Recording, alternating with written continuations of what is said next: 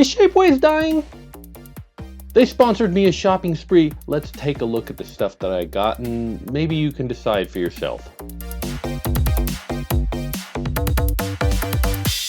Shapeways sponsored me for a little shopping spree on their website, and I was super excited to take advantage of it because while I've been into 3D printing for a very long time, I've not actually taken advantage of Shapeways, which to many people is the name in 3D printing because while you could own your own 3D printer, sending it off to a 3D printing service is sometimes much more desirable. But more than that, Shapeways does not have the sort of 3D printers that we have, which means they don't have the same sort of design considerations and limitations. So they can do really cool, complex shapes. They don't have to worry about supports, and they can do them in full color, or they can do them in metal, or they can do just really cool things that couldn't be done any other way. So the question becomes, is Shapeways still relevant when everybody can have a 3D printer? In fact, this is the question that I've seen asked in an article that came up very recently, actually, well after Shapeways sponsored this shopping spree for me. I heard an article saying, yes, we don't need Shapeways anymore because everybody can buy their own 3D printer. Well, maybe that's true, and maybe we need to consider some other things in that discussion.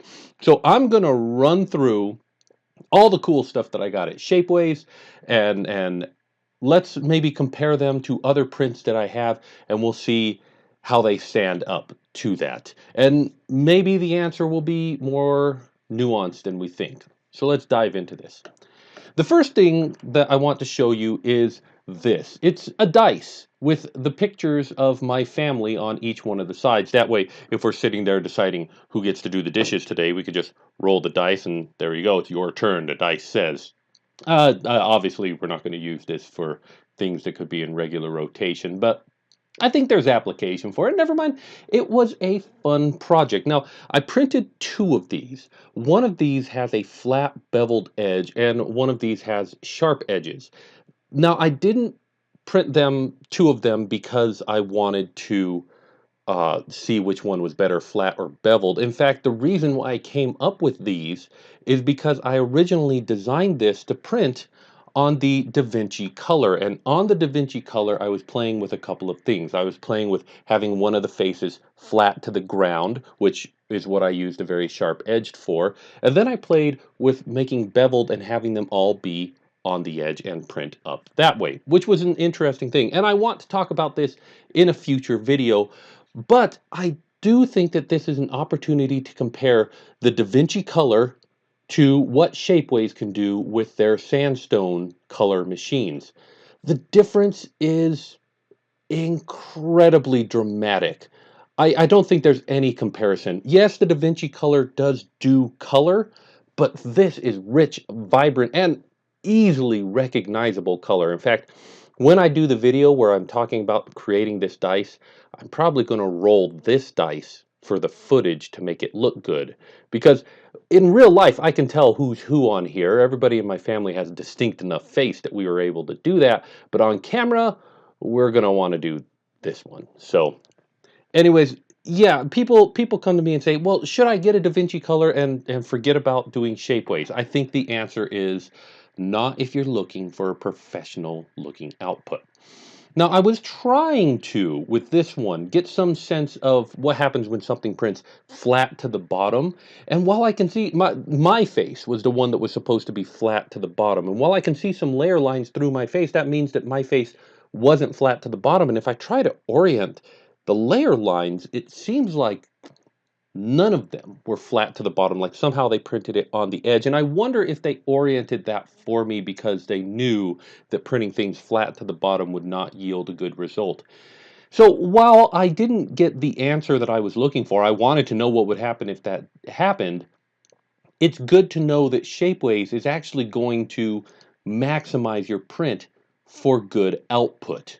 So that's very interesting. Now, I paid about $11 each for these little dice. And that, to me, seems like a reasonable price for something that looks this good. It is a little bit sandstony on the outside. It feels a little bit dusty, but nothing's rubbing off when I rub it. It's just got a very rough texture to it. Not rough like sandpaper, but not smooth like plastic. It's interesting, but it works. And so yes, full color 3D prints, definitely go with Shapeways on this one. I think the price is reasonable and the result is immaculate. Next, I printed a set of some Lovecraft ponds, and these are fully colored Lovecraft ponds. These are Lovecraft-inspired cutie ponds that I made. There's my tiny little Cthulhu and my Yog-Sagoth, and I think that this is well, this is Shub Niggurath. I know this. He's got an angry face and a cutie face on opposite sides. Now, with the Yog-Sagoth one, I had them do the smooth finishing on it, the glossy full color sandstone. With Cthulhu, I had them do the natural sandstone. Cthulhu cost me about $6 for this little guy, and the Yog-Sagoth with the finishing on it cost me about $11. So getting them to clean up your print and finish it for you, basically what they do is they take and tack a little bit more, and because this was so small, that difference seems huge, but for larger items it probably isn't going to seem that much. But still, each one of these cost me $5 or $6 a piece, and again, the color on them is amazing. Now, I also have printed these same ones on the DaVinci Color, and I used them as test prints, and the color wasn't flowing when I printed them. But you can see, particularly, I think it's telling on this guy. Look at the difference between white and kind of murky gray. Like, that's the whitest that this thing can really produce. And yet, so bright, vibrant colors versus the DaVinci Color. And I'm not knocking the DaVinci Color in this. We'll talk about this in a future video, I hope. But this is the best that the DaVinci Color can do, and yet that's way better than any other 3D printer that's trying to print color, save if you go to Shapeways and pay $11 for that little guy. He is slippery. I'm going to leave him there for the rest of the video, but let's move on. So I modeled this ring for my wife a little while ago, and I did 3D print it with FFF 3D printing. I stood it up, actually put it at a slight angle, put lots of supports under it, and it worked. This is a slightly different version, but still, it worked, but I wasn't super pleased with the result. It looks kind of crappy. Whereas when I handed it to Shapeways, I could have them print it in metal, and it looks beautiful. Interestingly enough, you can kind of see the layer lines. You can tell that it printed this way, and the layer lines are going this way, and it creates kind of like a fingerprint in there, which is interesting. I'm not going to say it's good or bad. It's definitely got an interesting feel. But overall, it looks like fantastic. This was done in their polished gold steel. And it's got heft. It feels solid. And it cost me $14 for this thing. $13.55 for it. So, yeah, not bad for a solid metal piece of jewelry. Actually, really reasonable price for a custom-made piece of jewelry. And I don't know how good of a jewelry designer I am, but I think I did a pretty good job with this one. Now, I also sent out for the polished metal plastic, is what they call it. Polished metallic plastic. This one only cost me $3.33. And yet, I think the result speaks for itself. Yes, technically, I guess it's polished metal, but it looks like granite. And it just feels lightweight. It feels like a toy plastic jewelry. So, yeah, that's what you're paying for with the difference between these. I wish it had a better result. But, you know, you get what you pay for, I guess. Now, I printed one more of these rings, and I printed it in elastoplastic, so it's flexible. My question was, you know how people are coming out with those rings that are made out of silicone so that, you know, if an accident happens, it doesn't rip your finger off and instead will snap? My question was whether we could 3D print those and make some really cool designs. I've got a whole project for these that I want to do one day, maybe, if somebody else doesn't steal the idea first, and feel free, I suppose. But this is done in their elastoplastic. It's flexible, it's squishy, it looks, well, if your goal is to beat out the silicone rings, I think it definitely does that. It's definitely not as pretty as the metal one, but it works. I don't know. I'm gonna stress test this one. I'm gonna see what happens when we get it hooked and see if it breaks and see how it compares to a silicone ring. But we'll see how that one works. Still, an interesting experiment. And thank you, Shapeways. By the way, this one cost me only less than $3 for $2.60 for it. Super cheap for that. Now, the last two that I printed from my designs were a couple of hooks that I created. I created this functional hook so that it would print on its own, got a little screw hole, screw it into the wall, and hang stuff on it. And I printed these in their versatile plastic and their black versatile plastic. And basically my question was, I was comparing this to a 3D printed on a FFF 3D printer in ASA filament. And my question was whether this is as durable as this, or more durable, or less durable. And, I'm not really sure. They feel just about as strong, both of them. I wouldn't trust them to the weight of my body, either one of them. So I think that it's about an even win. I was curious about which one would be stronger, and honestly, comparing them right now, just giving them a little flex, they feel about equal between the two of them. I'm not gonna say that one's better than the other. However, because their process doesn't rely on the design limitations, I had to put a flat bottom on the one that I 3D printed. They didn't need to. It looks really good. Some further testing is necessary to tell which one of these is better or if they're both totally equal. However, each one of these cost me $5.29, and this one cost me like 25 cents worth of plastic and owning a 3D printer. So that's, I suppose, the comparison between those two. At this point, I went off of the designs that I made and got onto Shapeways Marketplace and started to look at the designs that I've always kind of seen on Shapeways and said, hey, that's super, super cool, but I'm not going to go ahead and spend my money on it. But then, hey, they said go ahead and spend their money on it. Okay, let's see what they do.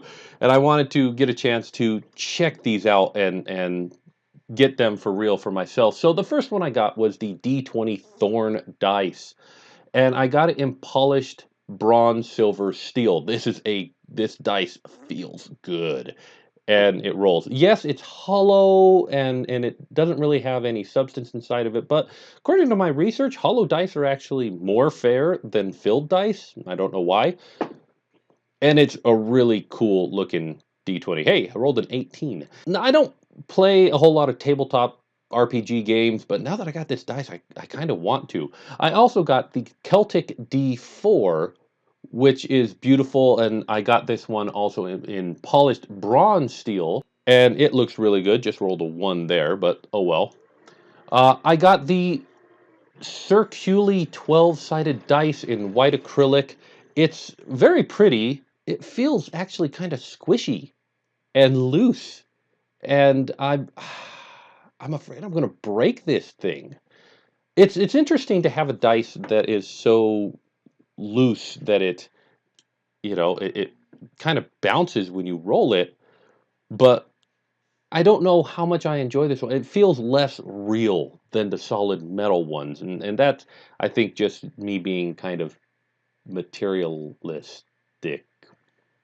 Anyways, I also printed a D10 in transparent acrylic, the Circule in transparent acrylic. It also is just a little bit squishy. It also just doesn't quite feel right, and the numbers on it are actually super hard to read. I can't say that I'm as pleased with the plastic printed dice as I am with the metal printed ones. I don't know why, but this one just feels good to me. I like it, and it's easy to read. That might partially be the design, but it might partially be the process of making it. I also printed a Labyrinthe Die6 because it was just so cool, and supposedly there's a path that goes from the number 1 all the way to the number 6, going through all the numbers as you do, which is, yeah, I'm going to have fun with this one. And this one was printed in process purple versatile. It cost me $16 for this thing. It is hollow, but it's still, yeah, $16.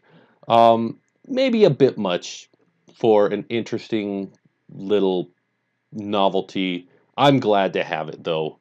It is a very big dice. I don't think you're going to be taking this one to game night and rolling it. Then again, I mean, you're going to rule the table with this thing.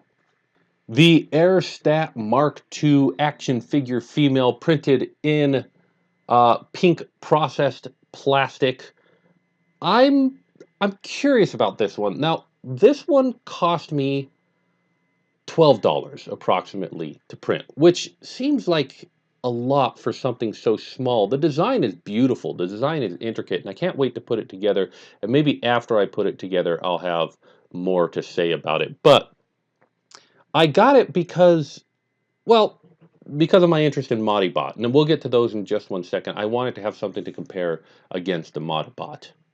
Now, I got another one, the cool Ergo Articulate minifig. This is supposed to be the size of a Lego minifig, and in fact, one of the heads is a Lego minifig head, but they've re-sculpted the head also and given it an actual face on there. Otherwise, it fits in as a minifig, and I'm very curious, once I get this whole thing taken apart, how it compares, because it seems like the joints to me are too small and too fragile. So we'll try that one out. I like how this one, however, has taken advantage of the 3D printing process and kind of made, instead of a flat like you would do with injection molding, mold, they made a three-dimensional mold. They really took advantage of 3D printing. This one, however, cost me $10. So $10 for this one, $12 for this one. I'm not sure how the price compares. I know that their prices are basically, they start with a base price and then add on a per volume after that. But the last one that I wanted to talk about was the Maudie Bot. Now, I've been a fan of the Maudie Bot for a very long time. I've got old blog posts about it, and I'm really impressed with it. However, instead of buying the Maudie Bot on Shapeways, I bought the Maudie Bot accessories on Shapeways because you can 3D print on your home 3D printer a Maudie Bot. They released the files. They're out on Thingiverse and they're out on their website, and you can print your own Maudie Bot. However, the accessories, this accessory isn't going to print very well on a home 3D printer. Well, maybe this one will, but some of these other ones less so. And so why not go to Shapeways, use their specialized process, and get the accessories. Check it out. It fits. It fits on my home 3D printed Maudie Bot. But there we go. I'll get the hips on there. There is my home printed Maudie Bot with Shapeways printed accessories. Now, as for a price comparison of the Maudie Bot, I would not compare this to a home printed Maudie Bot. I would instead compare this to a store-bought modular toy, and they are out there. And if you compare the price of the store-bought modular toy and the Shapeways prices for their modular toys, the prices are actually fairly comparable. So I think this is a success. I absolutely love it. And I'm, again, huge fan of Maudie Bot. You guys are great. And I'm glad to finally be able to support you a little bit with this project. So there we go. There's my Viking. I'm so excited to have that. Now, I had to get one more thing. It's a 3D printed Mario Mobius strip. And this one serves no purpose whatsoever. It's just a cool piece of art. It's got Mario 1-1 wrapped onto a Mobius strip in relief, in full color. It looks really good. But the interesting thing about this model is this is the first time I've ever seen a sandstone print where I could clearly identify the layer lines, and there's a part where the layer lines get so thin and the lines get so thin that it kind of fails. And I've never seen a sandstone print fail. So, winner? I'm not really sure what that means, but this is exciting for me to finally get to see that. Plus, I mean, it's just cool. It does beautiful, beautiful detail and absolutely gorgeous color, as I've already said. This is just going to sit on my desk because there's no useful thing to do with it, but I think it's cool, and I'm super impressed with it. So there you go. What do you think? Is Shapeways dead, or do they provide a service that nobody else can provide for people who want to get into 3D printing but don't want to have the problem and fuss and muss of dealing with a 3D printer? If you're not into 3D printers and just want to get into 3D printing, Shapeways can offer you things that you just can't get elsewhere without spending tens and hundreds of thousands of dollars. So for that, I think Shapeways has value. I really do. I really appreciate them sponsoring this shopping spree and letting me get all this cool stuff and share it with you. And if you would like to check out the links to any of the stuff from the Shapeways store, I will have that in the description. But as always, I want to thank you very much for watching. And I want to thank again my Patreon backers. Your guys' support is more needed than ever. But I want to say thank you very much. And remember, safety first. See you next time.